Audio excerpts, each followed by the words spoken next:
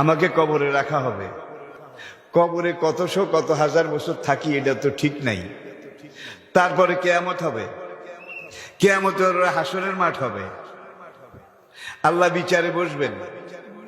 সেদিন বিচার হলে বোঝা যাবে আমি কি পাই আর কি না পাই। তাহলে হাসরের বিচারের পরে বোধহয় আপনার পাওয়া না পাওয়া শুরু হবে নাকি?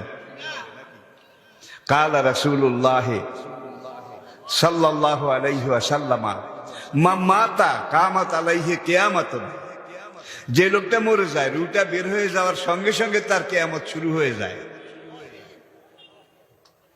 যদি আপনি নামাজি হন, রোজাদার হন, ইমানদার হন, সাহেবে কোরআন হন, ইসলামের পক্ষের শক্তি হন, তাহলে আপনার রুহ যখন কবজ করার জন্য আজরাইল এসে দাঁড়াবে, তখন আল্লাহ রাব্বুল আলামিন জান্নাতের একদল রহমতের ফেরেশতা পাঠিয়ে দেবেন। হে বেহেশতের ফেরেশতারা, যাও, আমার ওই নামাজি বান্দা, ইমানদার, দিনদার বান্দা, তার বিচার মেয়াদ শেষ।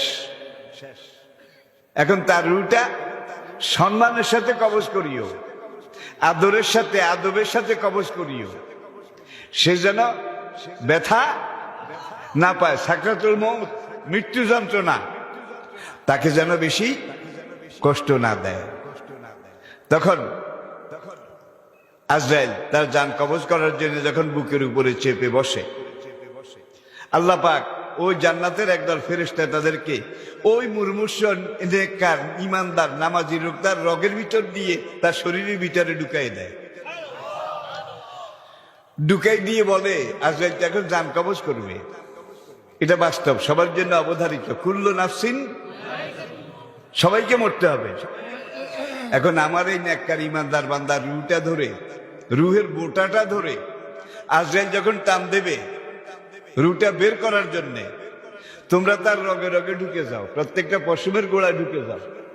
রুহটা যদি কোনখানে আটকে আজরাইল জোরে টানে, আমার নামাজি বান্দার কষ্ট হবে। ও নাজিয়াতে গারকান, সূরা নাজিয়াত বাংলা তাফসীর আপনারা দেখে নেবেন। তখন ওই ফেরেশতাদের কাজ হচ্ছে রুহটা যেখানে আটকে, ওরা তাড়াতাড়ি সেখানে আটকাটা ছুটাই দেয়। গাছের বেত টেনে নামাইতে দেখছেন কিভাবে নামায়? একজন নিচের থেকে টানে, আরেকজন গাছে ওঠে। যেখানে যেখানে লিল্লা বেতের গাছের ধরেছে এগুলো আগে কেটে দেয়। কেটে দিলে বেতটা সহজে নেমে আসে, ঠিক কিনা বলেন?